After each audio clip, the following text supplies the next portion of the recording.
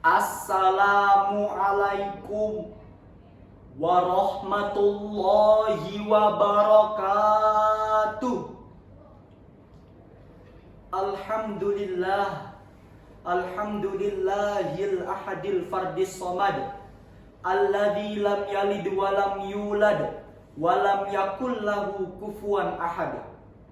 Wassalatu wassalamu ala sayyidina Muhammad wa ala alihi wa sahbihi tulal amad. Amma ba'du. Dewan Hakim yang kami muliakan, hadirin wal hadirat rahimakumullah. Indonesia adalah negara dengan jumlah penduduk terbesar keempat di dunia.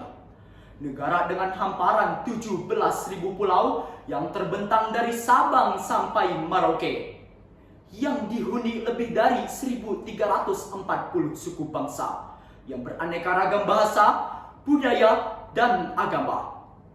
Negeri elok nan permai yang setiap warga negaranya memiliki adat istiadat, ciri khas, dan kearifan lokal yang beraneka rupa.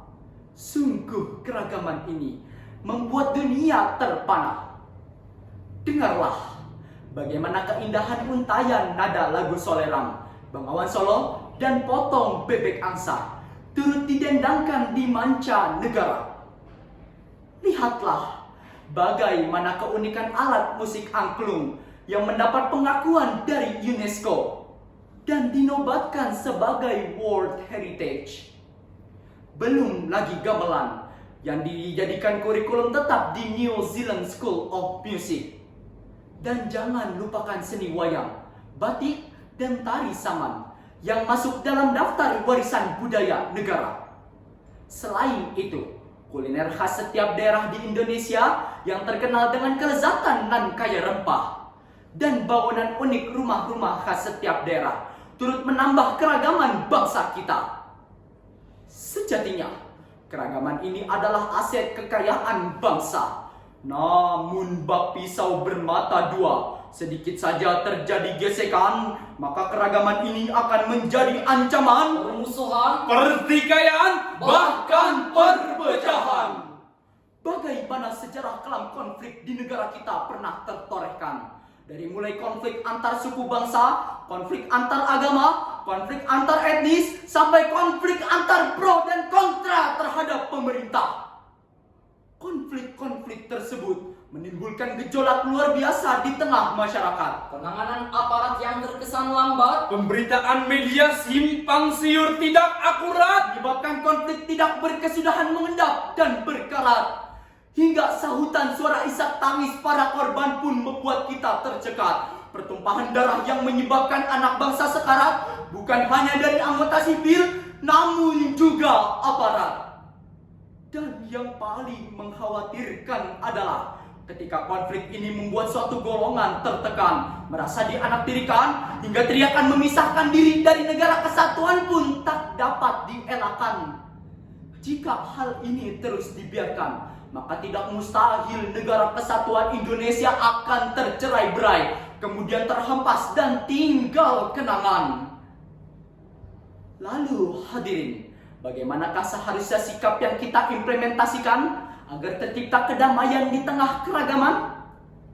Sebagai jawabannya, pada kesempatan kali ini, perkenankanlah kami membawakan syarahan Al-Quran yang berjudul Menyikapi Pluralitas Kebangsaan yang Santun. Sebagai landasan Al-Quran Surah Al-Hujurat ayat 13. A'udzu billahi minasy syaithanir rajim.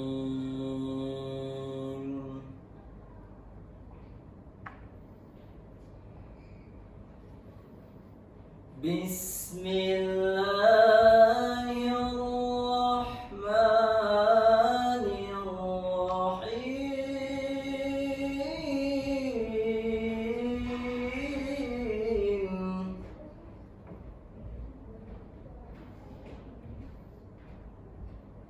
Ya ayyuhan nasu inna khalaqnakum min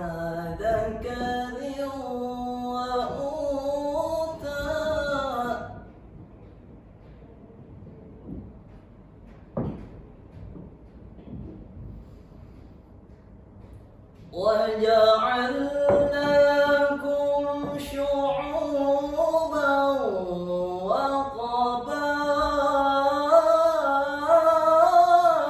وقبائل لتعارفوا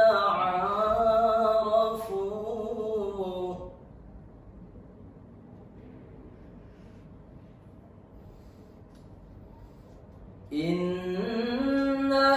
أكرمكم عند الله أتقاكم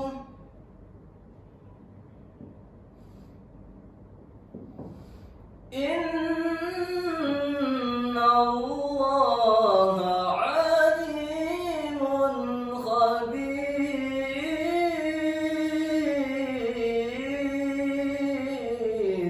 Aku berlindung kepada Allah dari usikan setan yang terkutuk.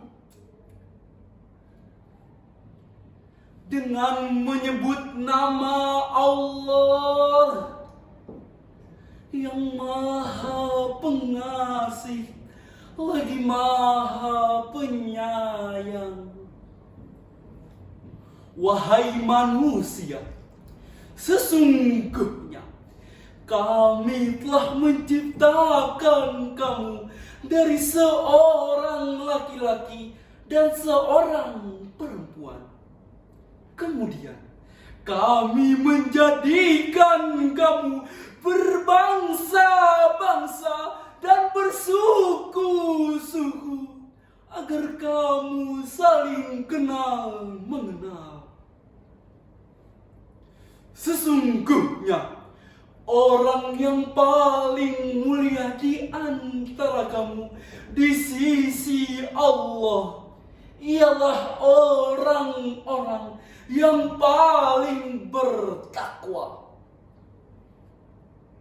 Sesungguhnya Allah Maha mengetahui lagi Maha mengenal. Hadirin wal hadirat rahimakumullah. Al-Imam Nasruddin Abi Sa'id Abdullah bin Umar bin Muhammad Asy-Syirazi Al-Baidawi dalam tafsirnya Anwarut Tanzil wa Asrarut Ta'wil juz kelima halaman 89 menjelaskan, Ya ayyuhan nasu inna khalaqnakum min dzakarin wa untha, ay min adama wa hawa'a.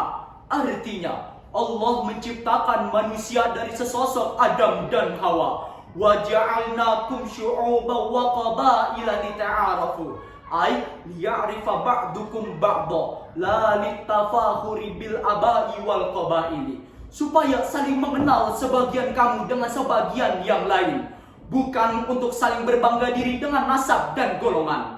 Syekh Muhammad Quraisy Shihab dalam tafsir Al-Misbah halaman 615 mengatakan, ayat ini membahas tentang prinsip dasar hubungan antar manusia. Oleh karena itu, ayat ini tidak lagi menggunakan panggilan yang dituju kepada orang-orang beriman, tetapi kepada seluruh jenis manusia. Secara garis besar, ayat ini berbicara tentang seruan kepada seluruh manusia tanpa membedakan kualitas keimanan dan gender, yang menegaskan bahwa kodrat manusia hidup dengan berbagai suku, ras, golongan, dan nasab yang berbeda-beda. Dan tujuannya adalah lita'arafu, yakni agar satu sama lain saling menjalin komunikasi dan bekerja sama.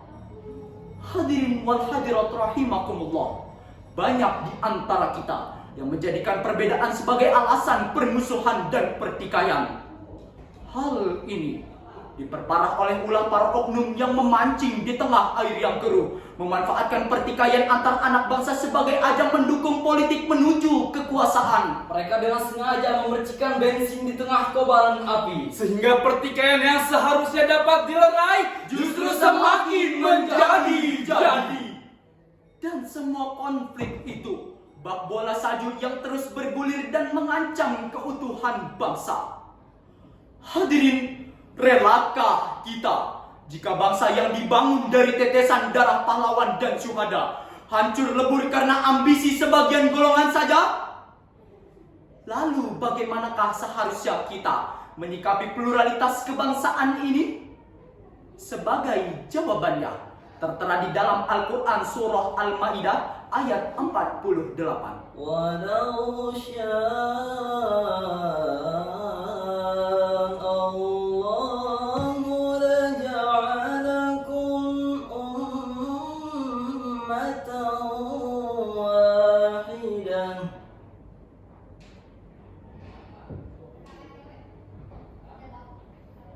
ولكن ليبلوكم فيما آتاكم فاستبقوا الخيرات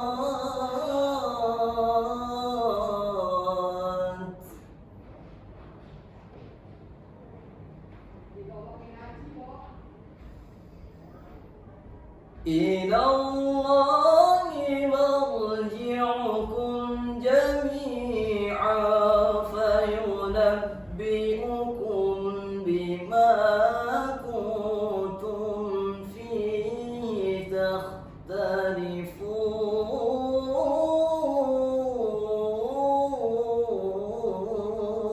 تختلفون صدق الله العظيم. Sekiranya Allah menghendaki, niscaya kamu dijadikannya satu umat saja. Tetapi Allah hendak menguji kamu terhadap pemberiannya kepadamu. Maka berlomba-lombalah berbuat kebajikan. Hanya kepada Allah lah kamu kembali semuanya. Lalu diberitahukannya kepadamu apa yang telah kamu perselisihkan itu. Maha benar Allah dan Maha Agung atas segala firman-Nya. Hadirin wal hadirat rahimakumullah. Dalam ayat ini Allah menjelaskan bahwa perbedaan dan keragaman adalah sunnatullah yang harus diterima dengan lapang dada. Karena sejatinya setiap perbedaan mencerminkan keistimewaan, kekayaan, dan keindahan dunia. Dan tujuan Allah menciptakan manusia secara beragam adalah liyabluwakum, untuk menguji kalian. Dalam tafsir Al-Muyassar dikatakan, la yahtabirukum fayazharul muti'u minal 'asi, yaitu untuk menguji kalian sehingga tampak mana yang taat dan mana yang maksiat. Selain itu, perbedaan ini memotivasi manusia untuk berlomba dalam kebaikan. Mari kita bayangkan, jika seluruh manusia dari penjuru dunia ini sama, tidak ada perbedaan dan kekhasan di antara kita, maka sudah dipastikan roda dunia akan berjalan membosankan, tidak bermakna. Hadirin, sebelum saya akhiri syarahan pada kali ini, ada beberapa kesimpulan dan ajakan dari kami. Bukankah keberadaan empat mazhab merupakan bukti dari pluralitas pengetahuan antar ulama? Bukankah perkembangan ilmu pengetahuan dan teknologi di berbagai macam negara merupakan implementasi dari pluralitas kebutuhan manusia? Bukankah globalisasi yang terjadi saat ini merupakan buah pluralitas masyarakat dunia?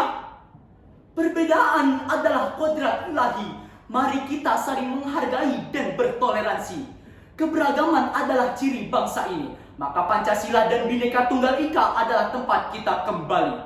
Oleh karena itu, mari kita maknai perbedaan sebagai kebutuhan untuk saling mengisi dan melengkapi. Kamu Madura, aku Betawi, ayo bersama membangun negeri. Kamu Batak dan aku Banjar, ayo bergerak terus belajar. Kamu Manggarai, aku Osi, jangan tercerai berai, nanti kita bakal jadi pusing.